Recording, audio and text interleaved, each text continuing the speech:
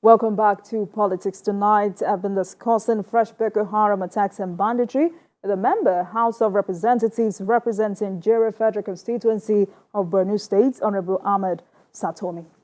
Honorable, now, some northern elders say most of these attacks by bandits are well planned, coordinated, and executed. Why do you think they have so much room to operate like that?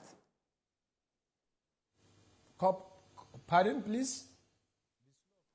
Some northern elders have said most of these attacks by bandits are well planned, coordinated, and executed. So I'm asking you, as a stakeholder, why do you think they have so much room to operate like that? I said it earlier. They are entitled to their opinion, but no one will plan to see that such things has happened with the knowledge of either military or the Nigerian security operatives.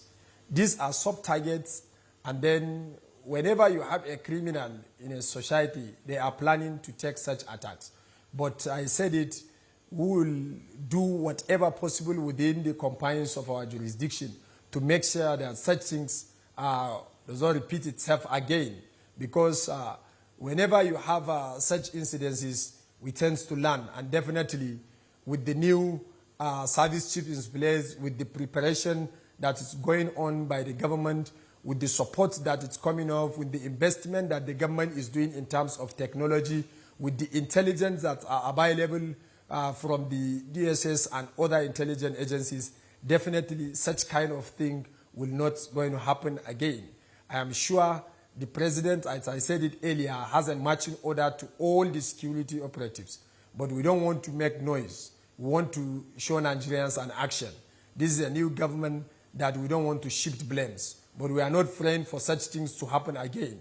But the military and other security apparatus are equal to the task. And they are determined, and they are giving us the assurance that things will improve. And we have that confidence. We have seen the investment in the security, the preparation by the government and the security apparatus, the intention of the government to take and overhaul the entire security architecture to make it conventional, that they are equal to the task, they are in tandem with the global practice. Definitely, Nigerians will see a peace. But still, we will call upon Nigerians to provide the security apparatus with information available so that this thing cannot repeat itself again.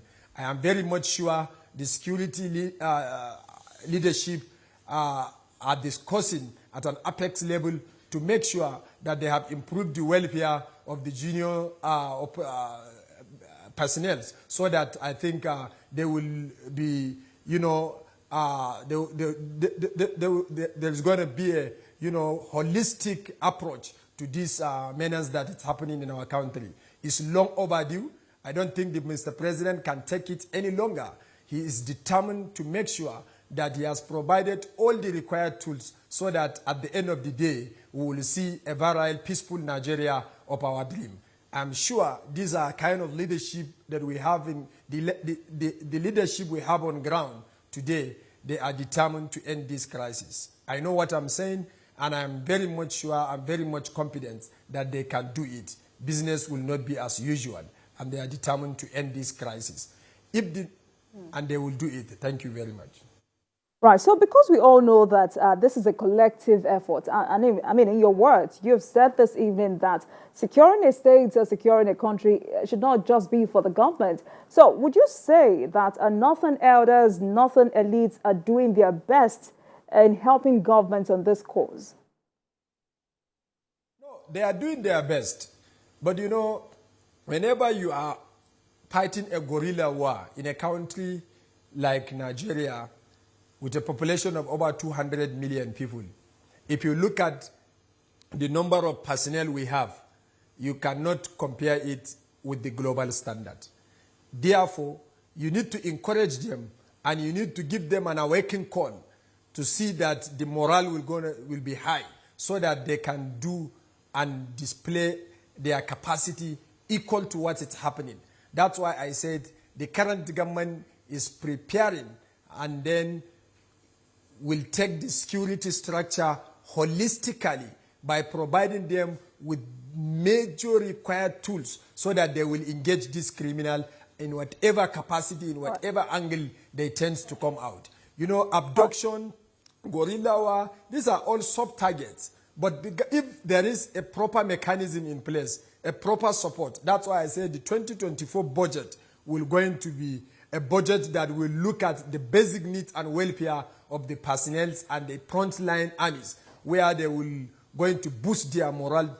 And then I am sure the president is determined to recruit more young Nigerians into the system so that our numbers will going to compete with that of the, crisis or the attacks that are coming unexpected, unnoticed. Therefore, all such things is requiring holistic approach. Holistic approach in a sense that not only military action, there must be a non-kinetic solution, there must be a community engagement, there must be a traditional rulers engagement, ulamas, pastors, all of us must come together to see that we will have a robust solution for this menace we are facing. Because insecurity will not differentiate either you are a woman or you are a man, young or aged or elders.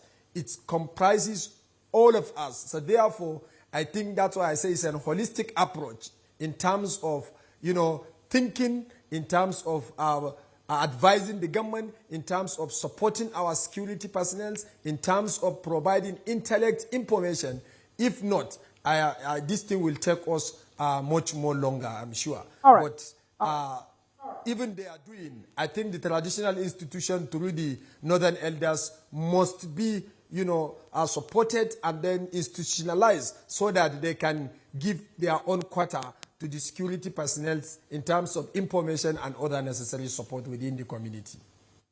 All right, then. So, one of the factors some analysts are blaming for widespread banditry is illegal mining, which is supposed to be on the executive list. What do you think the National Assembly can do to address this? Pardon, please? So one of the factors some analysts are blaming for widespread banditry is illegal mining, which is supposed to be on the executive list. So I'm asking you, what do you think the National Assembly can do to address this?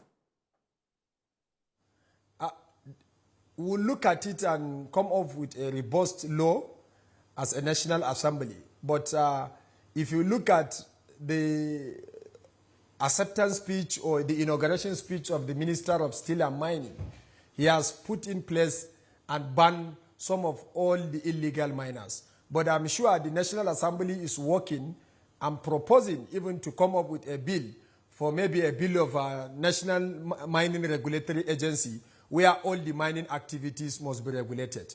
And if needs be, it has to be in a robust data that will show and identify where and when miners are working.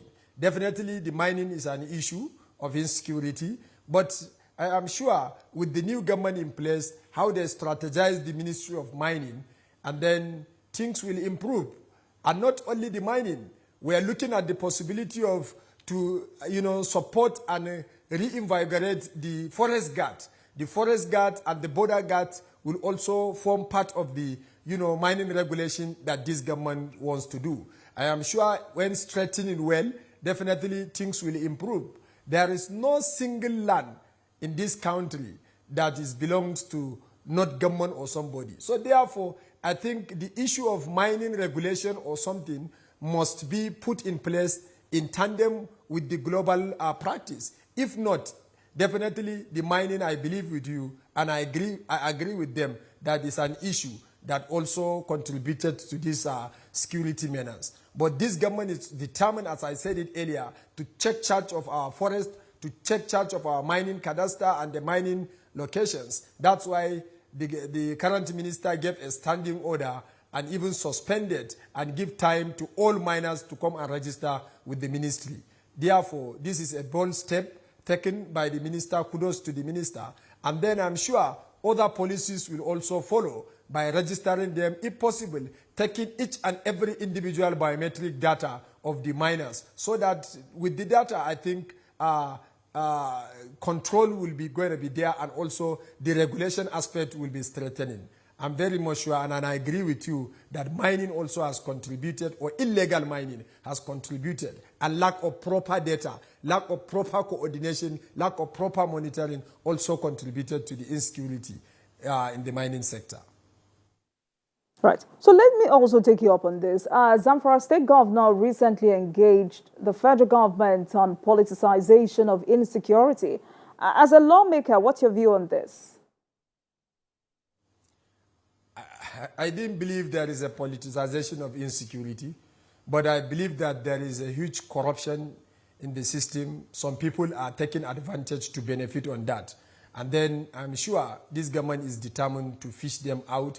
That's why there are a lot of shake-offs, transfers, and then in line with the new policy of the government, by renewed hope of the government, definitely, security is not something that we will politicize, particularly the security that has to do with national threat. So I didn't believe with that. But there are lapses in one way or the other where I think things has to be changed, narratives has to be changed, and then people must be, checkmate. That's why one of the cardinal principles of the 10th Assembly is for us to strengthen the oversight. The monies earmarked or resource that will be earmarked for the project must be judiciously utilized in tandem with the budget appropriation. We will strengthen the oversight function, we will strengthen the supervision, and we will make sure that it's implemented in tandem with the budget appropriation. I have no doubt, but I didn't believe there are things that are politicized, nothing worth the lives of Nigerians. And Mr. President is a lover of Nigeria, and he's determined to end this crisis. I don't think he will going to tolerate this, even if it's there again, and we are determined to fish whoever that wants to sabotage this process. The NSA, the security apparatus, the DSS, the military, and all security apparatus are determined, as I said it earlier, to end this crisis without messing with. It's long overdue. We have to end this madness. That's why the government will do whatever it's going to take to end this crisis within the shortest possible time, so that Nigeria will see the development that all of us were expecting. Right. So just like I asked my guest on the program yesterday, Honorable Satomi, many analysts say governors have big roles to play in tackling insecurity in their states. Why is it difficult for them to tame banditry? Governors, what did you say? Many analysts say governors have big roles to play in tackling insecurity in their states. Why is it difficult for them to tame banditry, in your own opinion? Did you get my question? I get your question, I think. Yeah, they are the chief securities of their states, I think, and I believe that they have a role to play. They have a role to play in terms of economic security.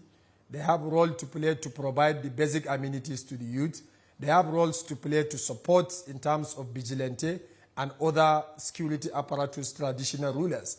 So also, I believe that they have greater role to play, because if you look at the effort put in by the Zamfara governor by setting up the civilian JTF, the Amotekun in the southwestern part of this country, the civilian JTF in Maiduguri, the vigilante in Yola, and so many such outfits, I think it's high time for them to come together as governors. They have their individual and peculiar problems in their respective states. They need to wear their thinking caps to make sure they have provided the enabling environment by supporting the security apparatus on ground to enable them succeed. Not only the operational part of it. For instance, my own state where I came from, the governor is doing well. You have seen how many vehicles he has supported the military. You have seen how he's strengthening the capacity and expectation of the civilian JTF. He's the one who is managing the repentance Boko Haram and the hybrid. He's the one who is managing the returnees of the IDPs. And these are how governors are supposed to do. Definitely, if they leave it to the federal government alone, thinking that it's a national issue, that's where the problem will come. But I'm sure, and I have seen some of the governors, particularly if you look at the Niger State governor, he's doing well, and then many of them are now on the right track, in line with the renewed hope that they want to take the bull by the horn and to ensure that they have provided the enabling environment. They have a role to play, and they are doing their best.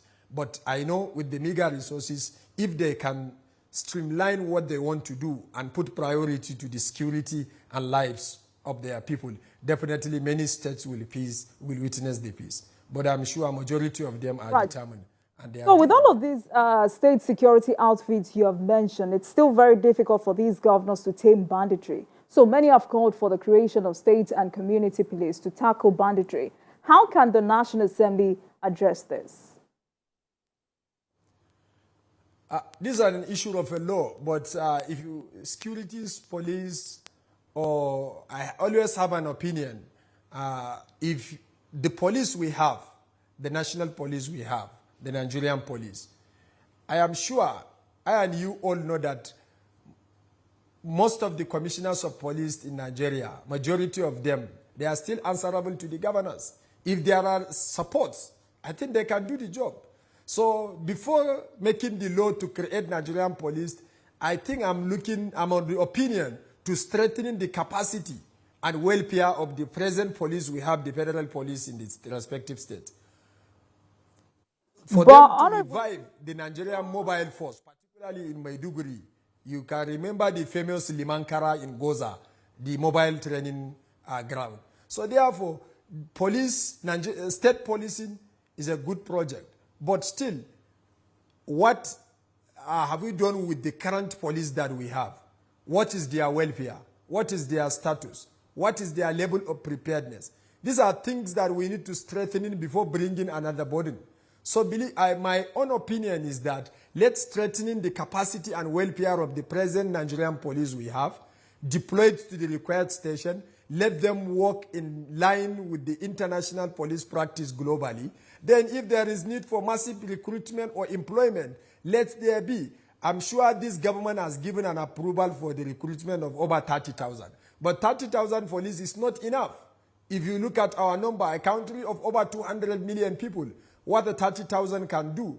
So I'm of the advocacy that if really we want to work to strengthening the internal security, which I am sure is part of the planning I mentioned that this government is doing, definitely the government will going to employ massively into the Nigerian police, strengthening their capacity, improve their welfare. Then we now start discussing the state policing. And now you start, after state policing, where is the resource? What will you going to do?